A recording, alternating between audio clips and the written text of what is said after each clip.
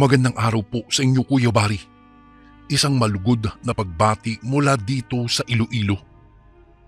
Hindi ko na po babanggitin ang eksaktong lugar o ang lokasyon kung saan man ako naroon para na rin siguro sa seguridad ko at ng aking pamilya. Hindi kasi ako matapang sa paglalahad ng aking buhay. Hindi ako handa sa mga puna o maaaring komento ng iba sa akin. Kaya't hanggat maaari ay aking ililihim na lamang ang totoo kong pagkakilanlan. Ang kwento pong aking ibabahagi ay kwento ng aking lolo. Sa bayan ng Iloilo, laganap noon ang kwentong aswang. Maaaring ito ang tahanan ng mga mitolohiya ng bansa. Pinaniniwalaang ang mga kwentong aswang ay parte lamang ng malikot na imahinasyon ng mga manunulat, mga katang-isip at mga karakter na ang lumikha ay ang makapangyarihang imahinasyon ng mga taong may kakayahang magsulat. Marami rin naman ang nagsasabi na totoo sila dahil marami ang mga nakasagupa at nakaharap sila. Alin man dyan ang totoo o hindi ay isa lang ang masasabi ko po. Totoo ito para sa mga taong nakaranas sa mga aswang at hindi totoo para doon sa mga taong naniniwalang kwentong bayan lamang ang mga aswang at hindi sila totoo. Sabi ng mga matatanda sa panahon ng dekada 70 at 80, ang lahi ng mga aswang ay nagmula pa kay Asuang. Siya umano ang Panginoon ng lahat ng mga halimaw at karaniwang aswang, sa ibalong ito ang sinaunang Bicol. Siya ang ama ng lahat ng aswang mula sa mga lumilipad sa himpapawid, sa lupa at maging ang mga aswang sa karagatan. Ayon pa sa matatanda, si Asuang ay magandang lalaki. May mahabang buhok at matipunong katawan. Ngunit ang kanyang tunay na anyo ay ibubunyag ng liwanag ng buwan na isang nakakapangilabot na halimaw. May sungay, pangil at paa ng malaking kambing, kagaya sa modernong imahe ng isang demonyo. Ayon sa alamat, si Asuang ay naninirahan sa bulkan ng Malinaw sa Bicol. Siya rin ang ama ng maraming kalating halimaw sa ibalong. Pinakakilala sa kanyang mga anak ay si Oryol na kalahating magandang dilag, kalahating higanting ahas. Si Oryol ay may kapangyarihang mangakit at gawing sunod-sunuran ang sinumang babae, lalaki, binabae, hayop o halimaw na makakarinig ng kanyang malamyos at magandang tinig. Sunod ay ang mabait na si Magindara na ang kalahati ng katawan ay buntot ng makulay na isda. Ang magandang tinig ni Magindara ay may kakayahang tumawag ng ulan at bagyo o magpahupa nito. Ngunit hindi lahat ng kauri ni Magindara ay mabubuti. Marami pang mga anak si Asuang na ipinakalat sa mundo. Kabilang na dito ang aswang na balbal. Kuya Bari, ang mga balbal ay pinaniniwalaang kumakain ng karne o lamang loob ng patay na tao. Pinaniniwalaan din na sila ay nagnanakaw ng bangkay sa burol o di naman kaya ay pagkatapos ng isang libing. Kung kanilang nanakawin ay pinapalitan nila ito ng puno o katawan ng saging. Ang puno ng saging ang pinaniniwalaang nagmimistulang tunay na katawan ng bangkay sa mata ng mga ordinaryong tao. Ninanakaw nila ang mga bangkay sa lamay o kaya'y sa sementeryo pagkatapos nitong ilibing para kainin. Malakas kasi ang pang-amoy nila sa mga bangkay. Para sa kanila, ito ay isang napakabangong pabango na nagbibigay takam sa kanilang lalamunan. Dahil sa kinakain nito ay sadyang mabango ang kanilang hininga. Iyon ay ayon sa kasabihan, Kuya Bari. Hindi ko lubos kasi maisip na kung papaano babango ang kanilang hininga, gayong mga patay ang kanilang kinakain. Ang mahahabang kuko nila ang kanilang ginagamit upang matanggal kaagad ang damit ng patay. Kaya naman naiisip ko noon, kaya pala hindi tinutulugan ang burol para hindi makuha ng balbal ang bangkay na nakahimlay. Maihahalin tulad din umano, Kuya Bari, ang balbal sa aswang, amalanhig o busaw na kumakain ng laman ng katawan ng isang tao. Itinuturing silang bilang pinaka-nakakatakot na halimaw sa bansa. Kaya ito na, kung naiisip natin, Kuya Bari, na sa kaluluwa lang tayo dapat matakot tuwing may lamay, ay mas matakot pala tayo sa isang balbal na nagnanakaw ng patay sa lamay na binabantayan o dinadalo natin. At ang balbal na inilalarawan ko ay ang magiging bida ng kwentong ito. At ito ay ibinahagi sa amin ng aming si Lolo Elias. Taong 1957 kung saan si Lolo Elias ay nasa 25 taong gulang at binata pa lamang. At sa panahon niya ay hindi umano masyadong palagala itong si Lolo.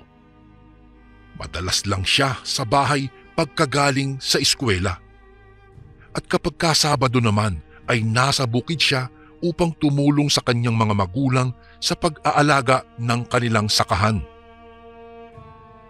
Isang araw, dumaan ang kanyang kaklase na si Abel. Ang sabi umano sa kanya ay pumanaw ang tatay ng kanilang kaklase na si Elmer. Nais ba daw umano ni Lolo na sumama sa lamay?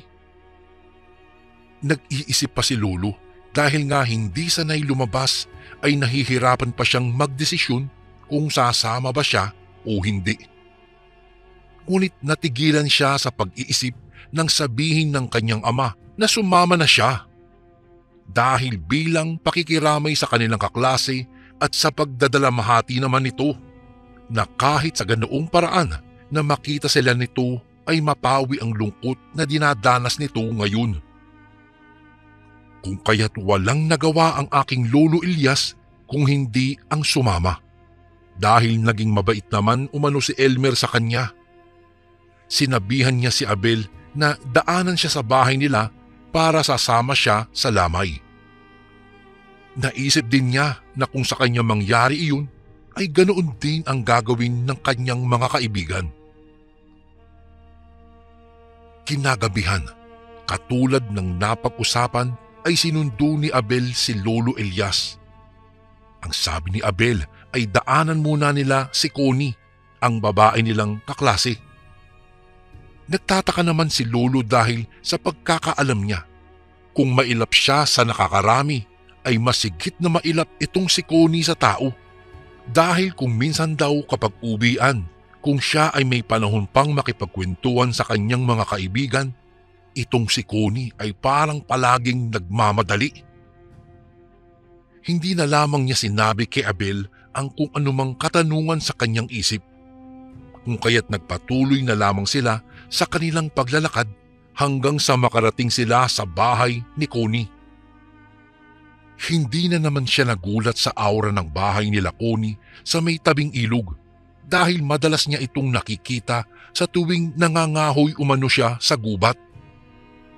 Medyo may kadiliman kasi ang aura ng bahay nila Connie. Nagmimistula itong kubo sa gitna ng mapanglaw na gubat. Paglabas daw ni Connie ay pareho pa silang nagulat ni Abel. Makikita kasi sa mukha ni Connie ang pagiging mapanglaw nito o cold kung tawagin sa banyagang salita. Binati naman sila nito sa napakalamig nitong boses. Hindi na mapagtatakan dahil ganito talaga itong si Connie. Palaging nasa mababa ang tono ng kanyang boses. Nagkayayaan na silang umalis at magtungo na sa lamay Mainam na rin at walang pasok bukas kaya pwede silang magpuyat. Pagdating nila sa lamay, nagulat sila dahil napakalungkot. Wala man lang katao-tao. Tanging ang ina lang ni Elmer ang naroroon na nakaupo sa katabi ng kabaong. Nagkatinginan pa sila ni Abel habang si Connie ay nakatingin lang sa lamay na tila ba para din itong patay dahil walang kabuhay-buhay. Kasing lungkot ng lamay ang aura ng mukha ni Connie habang nakatingin sa bahay nila Elmer. Agad silang nilapitan ni Elmer nang makita niya sila na nakatayo sa labas ng bakuran at inaya sila nito na pumasok sa bahay nila. Gusto sanang itanong ni Lolo Elias kung bakit walang katao-tao, ngunit sinarili na lamang niya ito. Nang makita naman sila ng ina ni Elmer ay binati sila nito. Inutusan pa niya si Elmer na ipagtimpla sila ng kape at bigyan ng makakain. Palinga-linga naman si Lolo Elias samantalang si Abel at Connie ay tahimik lang na nakaupo habang sa kusina ay naririnig nila ang bawat paghalo ni Elmer ng kape habang tumutunog ang kutsara sa babasaging tasa. Marami ang lamesa at sa bawat lamesa, Kuya Bari, ay maayos na nakapatong ang mga ginagamit sa larong pagsusugal. Ngunit sa mapanglaw na gabi, tanging ang hangin lang ang nararamdaman nilang dumadating habang sinasayaw nito ang mga dahon ng mga puno. Naputol lamang ang pagmumuni ni Lolo Elias nang tawagin siya ni Elmer upang magkape. Nagpasalamat naman siya sa kaibigan. Napapabuntong hininga si Elmer habang umupo sa kanilang harapan, saka napatingin sa labas. Anya, takot ang mga tao tuwing may lamay dahil sa aswang na balbal daw. Napakunot naman ang kanilang noo sa sinabi ni Elmer, lalo pat hindi naman pamilyar sa kanila ang uri ng aswang. Sa panahon kasi noon, kapag sinabing aswang ay pangkalahatan na iyon. Ngayon na lamang din niya nalaman na ang mga aswang ay may kanya-kanyang label, uri o angkan. Mas nangunot ang kanilang mga noo sa sinabi ni Connie na wag daw umano tutulugan ang patay. Gamit ang napakababa nitong tono ng boses, anya pa, hindi daw nangangain ng buhay ang balbal kung hindi ang kanilang kinakain ay ang mga bangkay.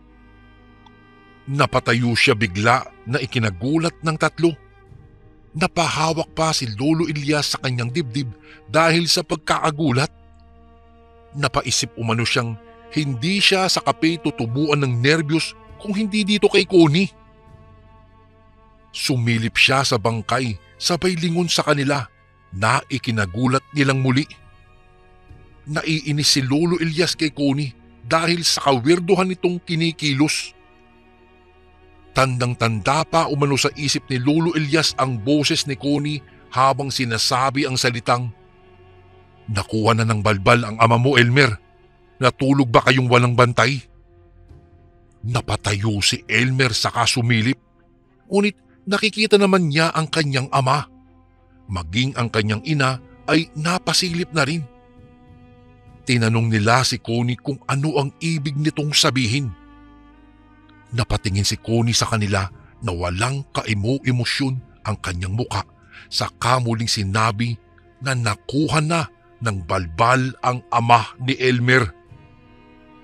Halos maglupasay ang ina ni Elmer saka humihingi ng tawad sa ama ni Elmer dahil natulog siya habang binabantayan niya ito.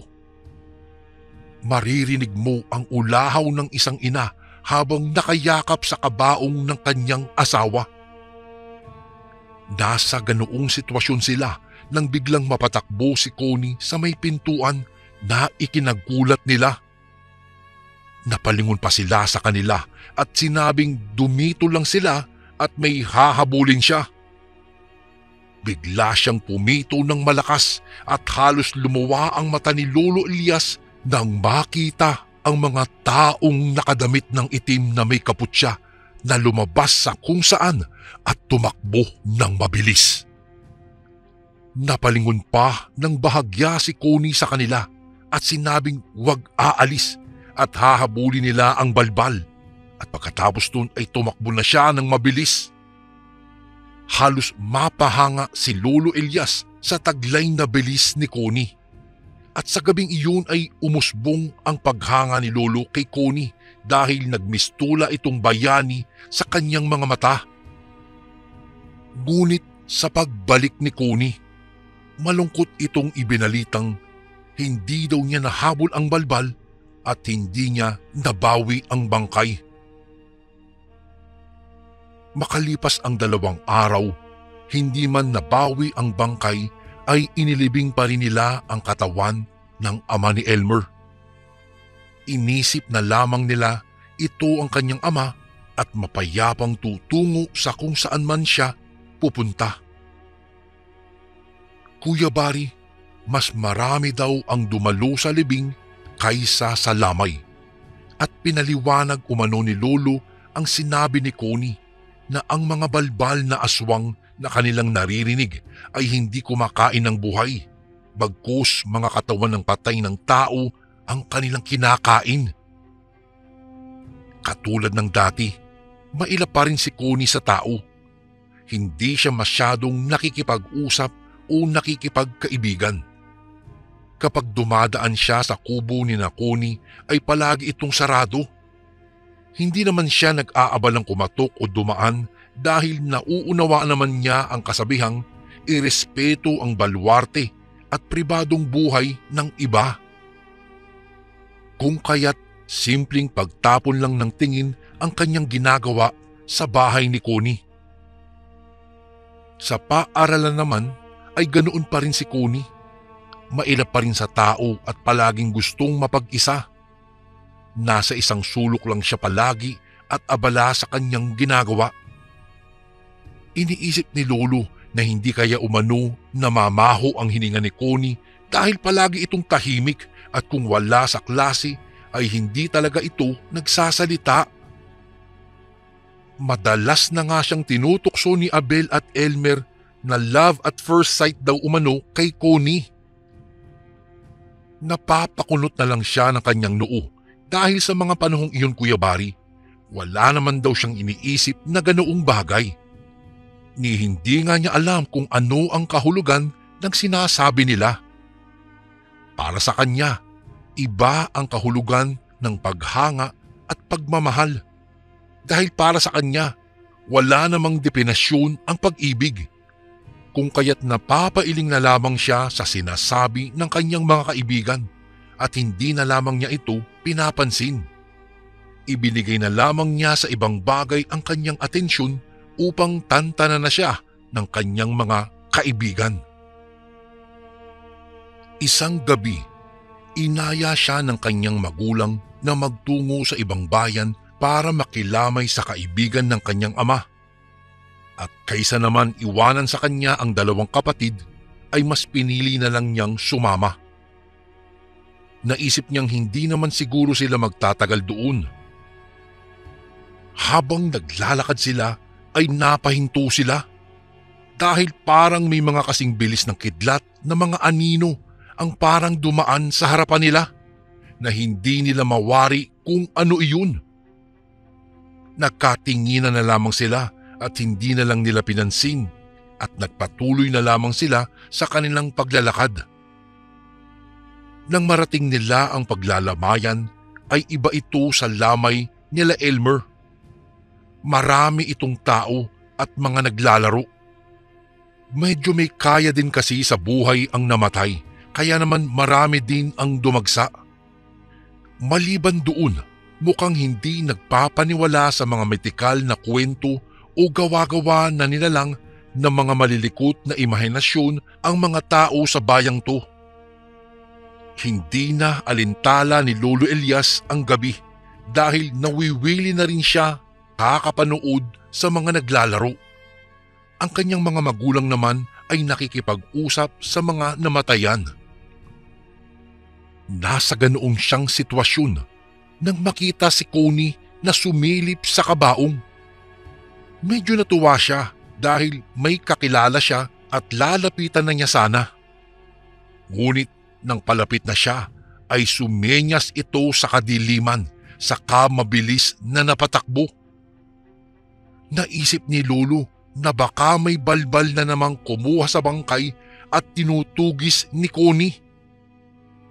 Hindi na lamang niya sinabi sa pamilya dahil baka siya pa ang lumabas na may sakit sa utak. Kinabukasan sa paaralan ay nilapitan niya si Connie na ikinagulat naman ito habang ang mga kaibigan niya sa malayo ay tinutukso na siya. Hindi naman daw kasi maitatanggi Kuya Bari na napakaganda nitong si Connie. Kahit pa palaging nakatakip ang kanyang iilang buhok sa mukha, ang mga balat nito ay malaporselana sa kaputian. Kaya madalas siyang napagkakamalang anak ng banyaga o di naman kaya'y vampira dahil sa kanyang kaputian. Sinabi niya kay Connie na nakita niya ito sa lamay noong gabi. Hindi naman nagbigay ng kahit anong reaksyon itong si Connie, maliban sa tila wala nitong buhay na mga tingin. Sinabi niya rin na nakita niya siyang umalis. Anya pa, naiisip umano niyang may hinahabol na naman siguro si Connie na mga balbal na sinang-ayunan naman ni Connie. Sandali lang ang kanilang pag-uusap dahil ramdam na ni Lolo Elias na naiilang na si Connie kaya nagpaalam na siyang umalis. Bahagya pa niyang nilingon ang dalaga na mas malamig pa sa yelo ang pakikitungo sa ibang tao. Nakayuko lang ito at abala sa pagsusulat na hindi niya alam kung ano ang sinusulat nito. Napapangiti na lamang si Lolo dahil hindi niya lubos maisip na ang katulad ni Connie ay taga-usig ng balbal. Para sa kanya, nakakahanga ang ganoong klaseng babae.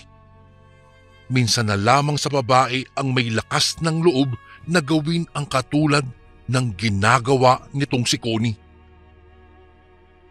Niyaya siya muli ng magulang na magtungo na naman sa kabilang bayan para makiramay sa kumpare niyang namatayan ng ina. Hindi na siya tumanggi dahil alam niyang makikita na naman niya itong si Connie. Alam niyang pupunta ito dahil sa mga balbal. Ngunit natapos ang gabi na hindi nagpakita si Connie, bagay na kanyang ikinalungkot. Inisip na lang niya na baka walang balbal na pumunta doon. May sakong anong kagustuhan din na makakita siya ng balbal para maging katulad din siya ni Connie na taga-usig. Nalaman din niyang manggagamot pala ang patay na kanilang pinaglamayan at ang tungkulin nito'y ipinamana niya sa kanyang anak na kumpare ng kanyang ama. Kaya din siguro walang balbal dahil takot sa kumpare ng tatay niya. Kung kaya't umuwi siyang malungkot ang kanyang puso dahil hindi niya nakita si Connie. Mga nararamdamang kanyang ipinagtataka dahil hindi naman siya ganoon. Kinabukasan, nabalitaan nilang may balbal na muntik na mapatay sa kabilang bayan. Nasa paaralan sila noon ngunit hindi niya namamataan si Connie.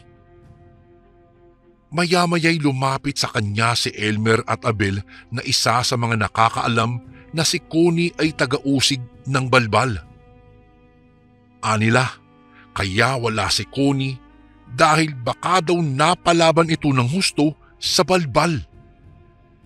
Kung kaya't dahil doon, napagpasyahan nilang dalawin si Connie pagkatapos ng klase nila na sinang-ayunan naman niya. Gusto rin kasing niyang makasiguro na maayos ang kalagayan ni Connie dahil hindi naman madaling maging taga-usig ng aswang. Pagkatapos ng klase, nagtungo kaagad sila sa bahay nila Connie tulad ng napag-usapan nila para bisitahin ito. Malayo pa lang sila, natatanaw na nila ang bahay nila Connie na umuusok ang kusina. Dali-dali naman silang lumapit, ngunit malayo pa lang sila ay naririnig na nila ang sigaw ng kung sino man na nasa loob. Nagkatinginan silang magkakaibigan at sinabi ni Abel na baka ginagamot daw ang isa sa kanila dahil nagtamo ng sugat buhat sa pakikipaglaban sa aswang. Noong makalapit sila, nagtutulakan pa sila kung sino ang kakatok. Nang makapagdesisyon silang si Lolo ang kakatok, ay itinulak nila ito sa pinto. Ngunit hindi pa man nakakakatok ang aking Lolo Elias ay nagbukas na ang pintuan. Sumilip ang isang babaeng napakaputi ng mukha na pag-alaman nilang si Connie pala iyon. Katulad ng dati, ang mga mata nito ay walang buhay na nakatingin sa kanila. Nagtanong naman ito kung ano ang kanilang kailangan. Sinabi nilang naparito sila upang siya'y kamustahin lamang dahil hindi siya pumasok at baka nahirapan siya sa kanyang pakikipaglaban. Sinabi naman ni Connie na hindi madali ang kanyang dinanas sa pakikipagtuos sa balbal. Anya pa, daplis lang ang natamo niya at kasalukuyang ginagamot ng kanyang ina. Napatango naman ang magkakaibigan. Matapos ang kamustahan ay umalis na sila. Bahagya pang ang lumingon si Lolo Elias sa bahay nila Connie at nagulat siya sa matandang nakatayo sa bintana na matalim na nakatitig sa kanila. Maya-maya'y umalis din ito at sinarado bigla ang bintana. Nagtaka naman si Lolo, ngunit hindi na lang niya pinagtuunan pa iyon ng pansin. Lumipas ang ilang buwan.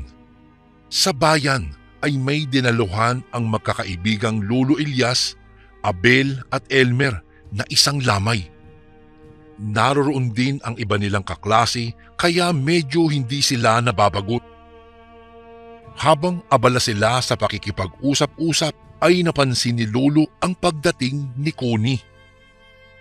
Napansin niyang nakaitim ito at may kaputya katulad ng mga sinuot ng mga tinawag niya sa lamay ng tatay ni Elmer. Nagpalingalinga pa si Connie saka pumasok sa loob at tiningnan ang kabaong. Nagtataka naman si Lolo dahil tila ba may ibinubulong ang dalaga. Nang makita niyang sumenyas ito ay doon na siya nagduda. Tumayo siya at palihim na tumungo sa gilid ng bahay. Nang makita niyang palabas na itong si Connie ay agad siyang sumunod. Sinundan niya ito papasok sa gubat dahil nais niyang masaksihan kung papaano ito makikipaglaban kung sakaling maabutan nila ang balbal. Noong makarating sa gubat ay nagtago siya sa isang malaking puno. Noong makita niyang huminto bigla ang tatlong nakaitim na may kaputya. Nakita niyang may inilapag ang tatlong nakakaputya at halos lumuwa ang kanyang mga mata nang makitang bangkay ang ibinababa ng mga ito sa lupa. Inaamoy-amoy pa nila ito na parabang ang bango para sa kanila. Nang maghubad ang mga ito ng kaputya, ay mga pangit na nilalang ang nakita niya. Nakakatakot daw ang mga anyo habang nilalantakan ang bangkay. Habang pinapanood niya ang nakakasulasok na eksena, ay biglang nawala daw ang isang nakakaputya dahilan para matakot siya. Aalis na sana siya nang paglingon niya ay nasa harapan na niya si Connie. Nakiusap ang dalaga na huwag silang isuplong dahil hindi naman sila nananakit ng buhay. Noong mga oras na iyon ay hindi alam ni Lolo ang kanyang gagawin, kung matatakot ba siya o hindi. Muling nakiusap si Connie na pabayaan ang kanyang mga magulang dahil tanging mga bangkay lamang ang kinakain ng kanyang mga magulang. Nakiusap pa siyang ilihim at lilisanin na nila ang lugar. Alang-alang daw sa kanilang pagkakaibigan ay itago na lamang ni Lolo ang lihim ni Connie na isa siyang anak ng balbal. Naguguluhan at hindi maintindihan ni Lolo Elias ang kanyang reaksyon dahil sa mga lihim na inamin ni Connie sa kanya. Hindi daw siya nakagalaw sa kanyang kinatatayuan ng mga sandaling iyon. Maya-maya ay hinawakan ni Connie ang mga palad ni Lolo Elias. Muling nakiusap ito kay Lolo at ito ay lumuha daw. Tanging pagtango na lamang ang naitugon ng aking lolo kay Connie. Matapos ang eksenang iyon, tumalikod na lamang si Lolo at bumalik sa lamay. Hindi na niya ito ipinaalam sa kanyang mga kaibigan kahit gustong-gusto daw niyang sabihin. Nanatiling lihim ang mga katauhan ng pamilya ni Connie at magmula daw ng araw na iyon ay hindi na nila natagpuan pa ang mga ito. Sa mga nakikinig ngayon, alam nyo na kung bakit bawal matulog kapag ka may lamay. Huwag tayong pakasisiguro dahil hindi natin alam. Nariyan lamang ang balbal na nag-aabang sa bangkay ng inyong pinaglalamayan. Dito ko na po tatapusin ang kwento ng aking lolo Kuya Bari. Sana po ay mabasa nyo rin po ito sa mga darating na araw. More power po sa inyong channel and God bless po sa lahat ng kasundong nakikinig ngayon. Lubos na gumagalang, Enrico.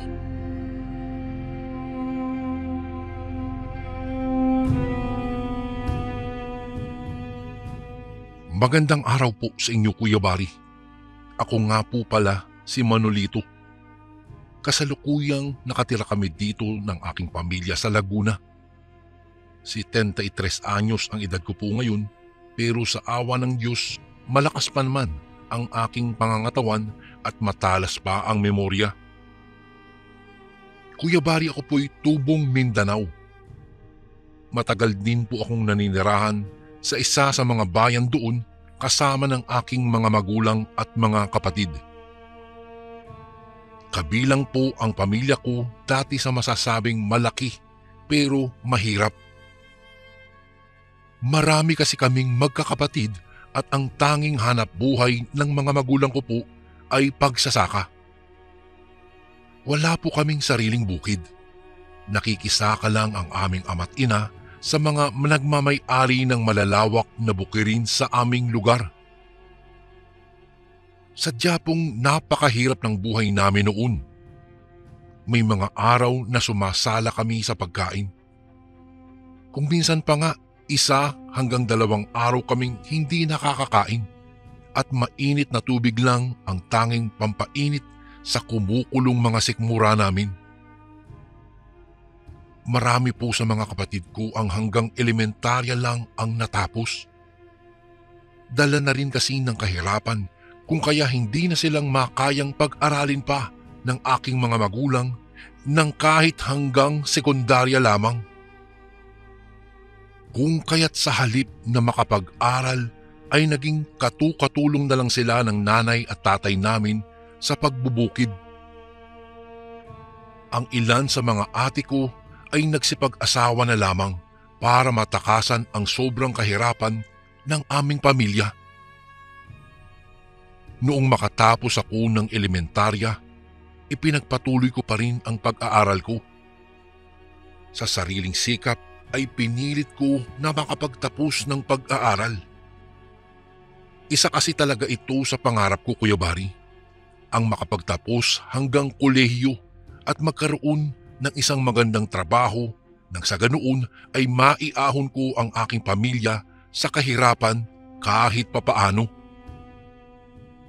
Kung ang mga kapatid ko ay sumasama na lamang sa mga magulang ko upang magsaka, ako naman po ay iba ang naging diskarte. Sa palengke ako nakahanap ng aking pagkakakitaan. Lahat ng pwedeng gawin doon para kumita lamang ng pera sa malinis na paraan ay pinasok ko po. Kagaya ng pagkakarga, tagalinis ng mga pwesto at kung minsan ay utusan. Lahat ng trabaho kahit mabigat at mahirap ay pinagtatyagaan ko na lamang po. May maipangtustos lamang sa aking pag-aaral. Hindi naging madali sa akin ang magtrabaho habang nag-aaral, Kuya Bari. May mga pagkakataon pa rin kasing kinakapos pa rin ako sa mga panggastos ko sa eskwela. Kinakailangan ko kasing tumulong sa mga magulang ko sa mga gastusin naman nila sa bahay. Bagamat hindi naman sila po nangihingi sa akin, hindi ko rin naman sila matiis na makitang walang makain, lalong-lalo na yung mga kapatid ko at iyong mga nakababata sa akin. Sa dami kasi namin, Kuya Bari, hindi na sumasapat talaga ang kinikita ng mga magulang ko sa kanilang pagsasaka, lalo't porsyentuhan lamang ang mga iyon. Gayunpaman, kahit mahirap ang buhay, tuloy lang po ako sa paglaban alang-alang sa pinapangarap kong magandang kinabukasan. Noong tumungtong ako sa 3 taon ng sekundarya, nagkaroon ako ng mga kaklasing kasundong-kasundo ko. Sina Gregorio, Mariana at Juanito. Kagaya ko rin silang nagsusumikap na makapag-aral sa sariling paraan. Ito siguro ang dahilan kung bakit nagkakaintindihan kaming 4 dahil pare-pareho kami ng pinagdadaanan. Hanggang sa tumungtong kami sa huling taon ng high school, magkaklase pa rin kami. Pare-pareho kaming nangarap na kapag nakapagtapos na kami ng sekundarya, naway makapagpatuloy pa rin kami hanggang kolehiyo. Ngunit bago pa man kami dumating doon, ay kailangan muna naming isipin kung saan kukuha ng pangtustos o panggastos namin para sa darating naming pagtatapos. Malapit na ang petsa ng graduation namin, Kuya Bari, pero hindi pa rin kami nakakabayad ng pang-arkila namin ng aming toga. Hanggang sa isang araw, may mga nakilala kaming mga estudyanteng kolehiyo. Noong una ay lumapit lang ang mga ito sa amin upang magtanong kung may kakilala kaming nagtatrabaho daw sa sementeryo. Kailangan daw kasi nila ng kalansay ng tao para sa kanilang panggrupong proyekto. 6 ng mga ito, handa raw silang magbayad kapalit ng kailangan nilang kalansay, basta't kaya daw nila ang presyo. Napag-alaman namin na mga mag-aaral pala sila ng medisina. Nagulat kami nang biglang magpresenta itong si Gregorio na sa amin na lang sila bumili ng kailangan nilang kalansay. Anya, may tiyuhin daw siyang sepulturero sa isang sementeryo at matutulungan daw kami nitong humanap ng mga buto. Natuwa naman at sumang-ayon ang mga estudyanteng iyon at nakipagsundo sa halagang 200 piso kapalit ng isang kalansay. Kuya Bari, noong mga panahong iyon, malaking halaga na po ang 200 piso at siguradong matutugunan nito ang suliranin namin sa pambayad na pang-arkila ng toga at sobra-sobra pa nga kung tutuusin. Ngunit hindi naman totoong may sepulturerong tiyuhin itong si Gregorio. Gawa-gawa lang daw niya iyon para makumbinsi ang mga kausap naming estudyante na sa amin bumili ng kalansay. Kaya ang nangyari tuloy, bigla naming naging problema kung saan kami kukuha ng kalansay na ipagbibili naman sa mga estudyanteng iyon. May naisip naman agad na solusyon itong si Gregorio. Ang sabi niya ay may alam daw siyang sementeryo kung saan maaari kaming makahanap ng kalansay na kakailanganin namin. Sigurado pa raw siya doon na walang sisita sa amin dahil wala raw na nagbabantay doon. Kaya noon din ay nag-usap-usap kami at gumawa ng plano kung papaanong makakapunta sa sinasabi niyang lugar. Napag-alaman namin na ang tinutukoy pala niya ay ang abandonadong sementeryo na nasa isang liblib na sityo. Nasasakop pa naman ng baryo namin ang nasabing sityong iyon. Gayunpaman, maituturing pa rin itong liblib dahil nasa pinakadulo ito ng aming baryo. Bukod sa may kalayuan nito sa kalsada, matarik po at mabato rin ang mga daan sa lugar na ito at kung panahon naman ng tag-ulan ay talaga pong maputik at napakadulas doon. Dati naman daw ay may mga nakatira sa sityo na ito, kaya nga raw nagkaroon ng sementeryo doon. Doon daw talaga dati inililibing ang mga namamayapang mahal sa buhay ng mga residente sa baryo namin at mga kalapit naming lugar. Ngunit simula raw noong nagkaroon ng konkretong kalsada sa baryo namin papuntang bayan at nagkaroon na rin ng mas malapit na sementeryo, unti-unti nang naglipatan ang mga nakatira dito sa mga kanugnog nitong sityo. Mas pipiliin nga naman ng mga nakakarami ang tirahan na malapit sa bayan at naaabot ng linya ng kuryente at may daanan ng mga sasakyan. At dahil nga po halos wala nang nakatira, nagmukha ng abandonado ang nasabing sityo. Simula rin noon, nagkaroon na ng mga kwento-kwentong pinaninirahan na ito ng mga kung ano-anong elemento gaya ng mga maligno, impakto, multo at pati nga raw mga aswang.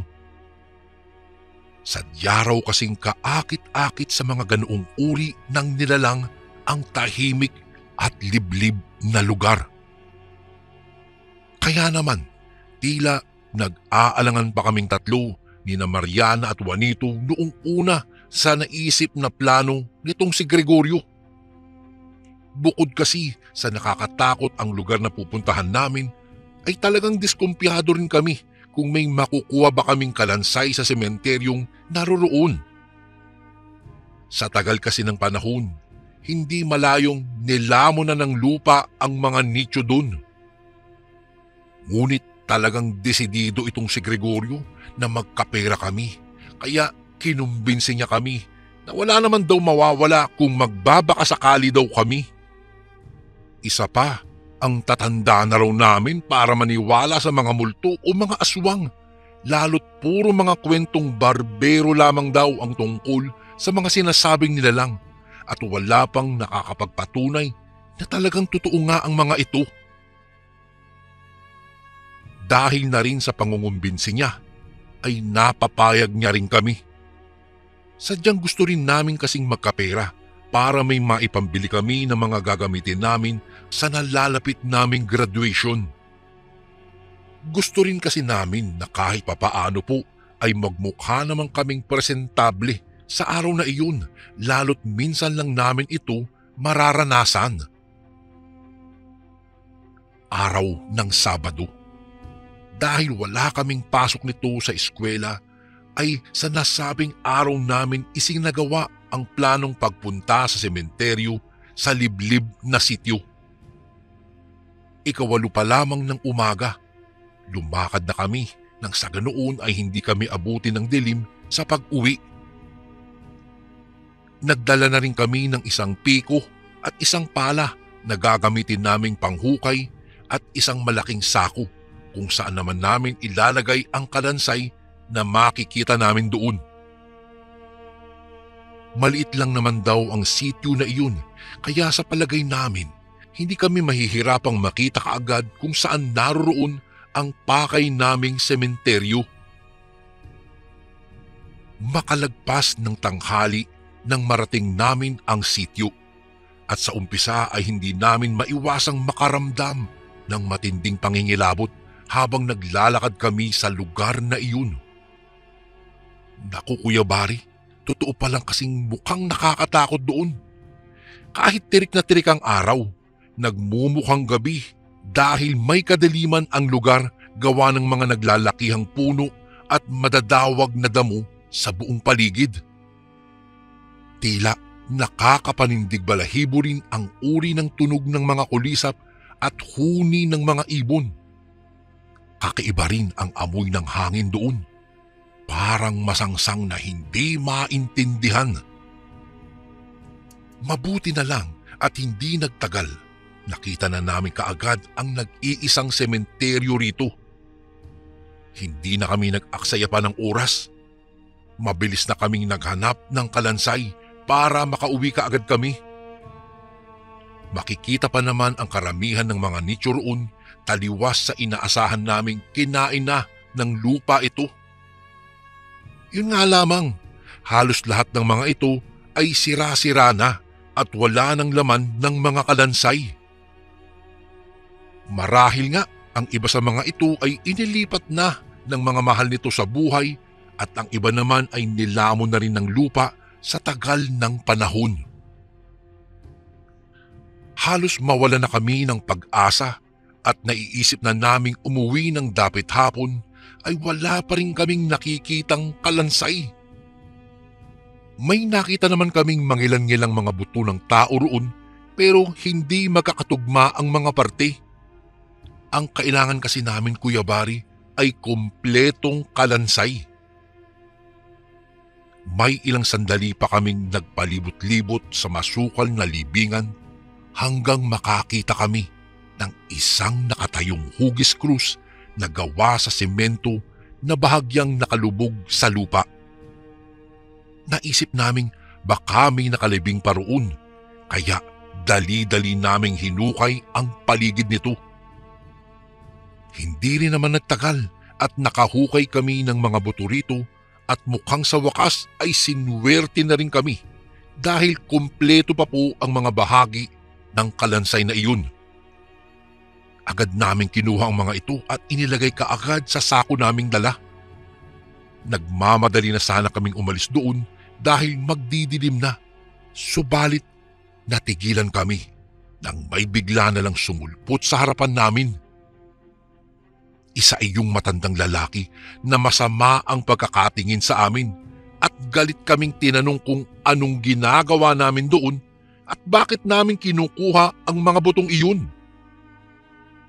Ngunit sa halip na magpaliwanag, lakas loob na itinulak ni Gregorio ang matandang lalaki, sabay sigaw sa amin ng, "Takbo na!" Kumaripas na rin ako ng takbo nang makita kong nagpulasa na ang mga kasama ko. Mabuti na lang po at mahigpit ang pagkakahawak ko sa sako ng mga buto at hindi ko ito naiwan. Bagamat mabilis kaming nagtatakbuhan ay hindi kami naghiwa-hiwalay. Napag-isipan namin na kung bakit nagagalit ang lalaking iyon, napagtanto naming mga buto siguro ito ng asawa ng matandang lalaki ang nakuha namin. Habang hinahabol kasi kami nito ay sumisigaw siya na ibalik daw namin ang mga buto ng asawa niya.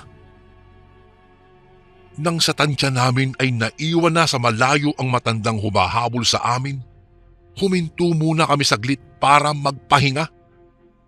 Pare-pareho na rin kasi kaming hinihingal dahil sa naghalong pagod at kaba. Nagkatinginan pa nga kaming magkakaibigan eh. Ngunit sa isang banda, naisip kong ibalik na lang kaya namin ang mga butong iyon dahil nakakaawa rin naman si Tatang. Ngunit ayaw naman pumayag ni Gregorio dahil malaki na raw ang naging pagod namin sa paghahanap nito. Isa pa, sayang din daw ang ibabayad sa amin ng mga kausap naming estudyante para sa kalansay na iyon. Sa huli, pinanindigan pa rin namin ang pagkuha sa mga butong iyon. Ang buong akala namin Kuya Bari ay hindi na kami magagawang abutan ng humahabol sa amin dahil nga matanda ito at uugod-ugod. Nakahinga na sana kami ng maluwag, ngunit gano'n na lang ang gulat namin nang biglang nasa daraanan na namin itong si Tatang. Kitang-kita namin ang galit sa mukha niya habang sinasabing ibalik namin ang buto ng asawa niya. Tila maglalabasan ang mga liti dito sa mukha at buong katawan niya sa panggigigil sa amin. Akma sanang tatakbo kami ulit nang walang ano-ano'y naghihiyaw ito habang tila unti-unting nagbabago ang anyo niya. Hanggang sa naging pangit at nakakatakot ang kanyang mukha. Dumoble ang laki ng kanyang bibig at mula roon ay nagsiusli ang matatalas at mahahaba nitong mga ngipin. Isa lang ang aming naisigaw. Ito ay aswang. Sa takot ay nagkanya-kanya kami ng karibas ng takbo at sa pagkakataong ito, Kuya Bari, ay nagkahiwa-hiwalay kami. Hindi ko na alintana kung saan gumawi ang mga kasama ko. Kasi tuloy-tuloy lang ako sa pagtakbo ng mabilis na ang tanging nasa isip ay makaalis lamang sa lugar na iyon at makauwi sa amin ng ligtas. Subalit sa aming apat, mukhang ako ang nakursunadahan ng aswang na habulin dahil nang mapalingon po ako ay nakita kong nakasunod pala ito sa akin. Lalo ko pang tinulinan ang pagtakbo ko sa takot na maabutan niya ako. Hindi ko na mapigilang mapaiyak habang umuusal ng dasal. Naghalo-halo na po ang mga luha, uhog at pawis ko habang tumatawag ng mga santo. At sa kamalas-malasan pa, bigla akong nadapa matapos kong mawala ng balanse dahil nga sa bilis ng aking pagtakbo. Napapikit ako sa sakit at pakiramdam ko pa ay mawawalan ako ng ulirat matapos kong bumagsak ng malakas sa mabatong lupa. Subalit nang maalala ko ang aswang na humahabol sa akin ay muli akong napadilat at mabilis na napabangon. Noon ko naman na malayang hawak ko pa rin pala ng mahigpit ang sako ng mga butong kinuha namin sa sementeryo. Naalala kong ito ang siyang dahilan kung bakit hinahabol ako ng aswang. Noon ko rin naisip na kung mga buto nga ito ng asawa ng aswang na humahabol sa akin, marahil ay aswang din ang nagmamay-ari ng kalansay na iyon. Dahil doon, kinilabutan akong ibinato ng malakas ang hawak kong sako sa aswang na papasugod na rin sa akin ng mga oras na iyon at pagkatapos ay kumaripas ulit ako ng takbo. Hindi ko na maalala kung gaano ako katagal nagtatakbo, Kuya Bari. Basta't ang huling natatandaan ko na lang ay nakakita ako ng papalapit na liwanag at hinarang ko ito. Pagkatapos po noon ay wala na akong maalala pa sa mga sumunod na nangyari. Namalayan ko na lamang na naroroon na ako sa bahay namin matapos kong magising. Talagang abot-abot ang pasasalamat ko nang masiguro kong buhay pa nga ako at ligtas. Napag-alaman ko sa aking mga magulang na isang mag-asawang kakilala namin ang naghatid sa akin doon matapos nilang muntik na akong masagasaan. Bigla ko na lang daw kasing iniharang sa daan ang sarili ko at pagkatapos ay nawalan daw ako ng malay. Mabuti na lamang daw hindi ganoong kabilis ang takbo ng sasakyan nila at hindi ako nabangga. Ikinuwento ko naman, Kuya Bari, sa mga magulang ko ang lahat ng nangyari sa akin. Mula sa pagkuha namin ng mga buto sa sementeryo sa liblib na sityo hanggang sa paghabol sa amin ng aswang. Dahil dito, nakatikim tuloy ako ng pangaral kina nanay at tatay. Nang dahil lang sa kagustuhan naming magkakaibigan na magkapera, ay muntik na kaming mapahamak pa. Ayon din sa kanila, marahil ang aswang na nakainkwentro namin ay isa daw sa matandang mag-asawa na nakatira sa nasabing sityo at bali-balita noon sa lugar namin na aswang di umano ang mga ito. Ayon pa sa usap-usapan ay may nakakita raw sa matandang mag-asawa habang nagpapalit sila ng anyo at naging mga aswang. Kaya nga raw mula noon ay pinakaiiwas-iwasan na talaga ng marami ang magawi sa lugar na iyon sa takot na makaengkwentro nila ang mag-asawang aswang at maging biktima ng mga ito. Tungkol naman po sa mga kaibigan ko, kagaya ko, nakauwi rin naman sila ng ligtas. Hindi rin naman daw nila sukat akalain na ako pala ang pinuntiryang habulin ng aswang dahil nasa akin pa pala ang sako ng mga buto nun.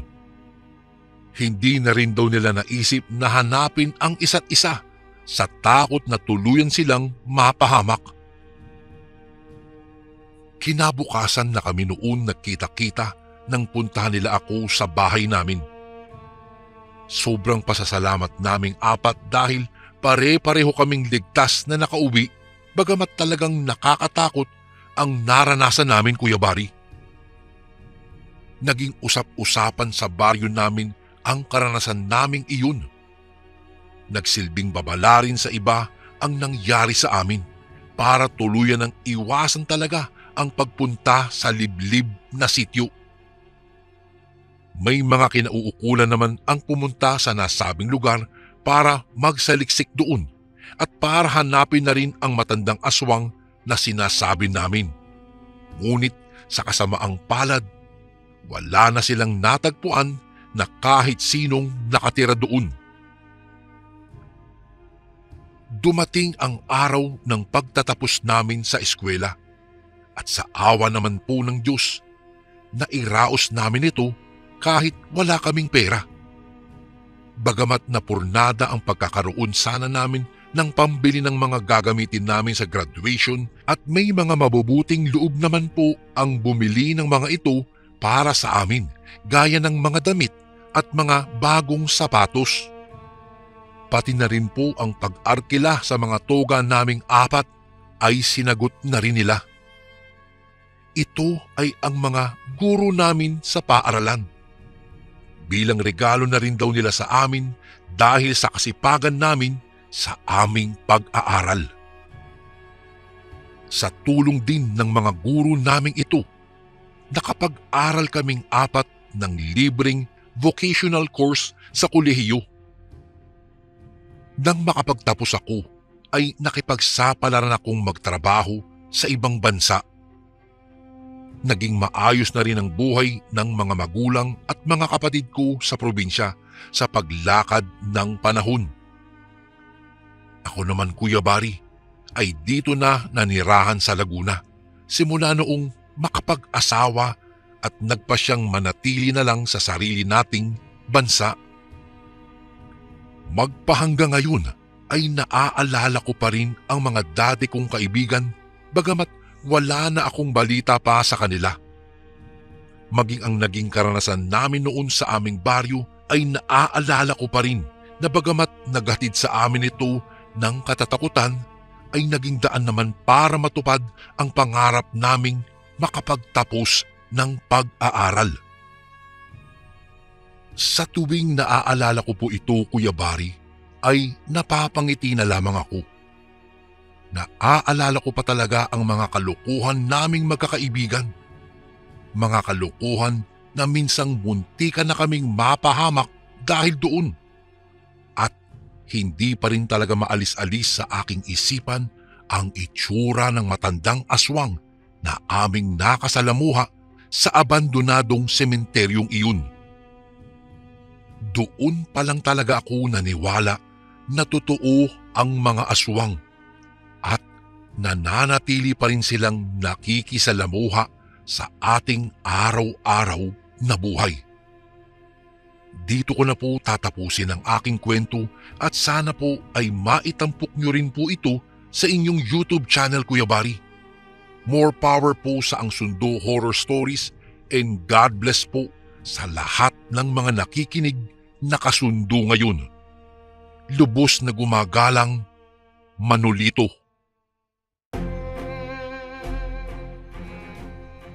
And again, maraming salamat po mga kasundo. Don't forget to subscribe and i-click nyo lang po yung bell na button para updated po kayo sa mga upcoming videos namin na paparating. Maraming salamat po ulit. God bless and ingat po lagi dyan. Ito po si Kuya Bari at ako ang Sundo.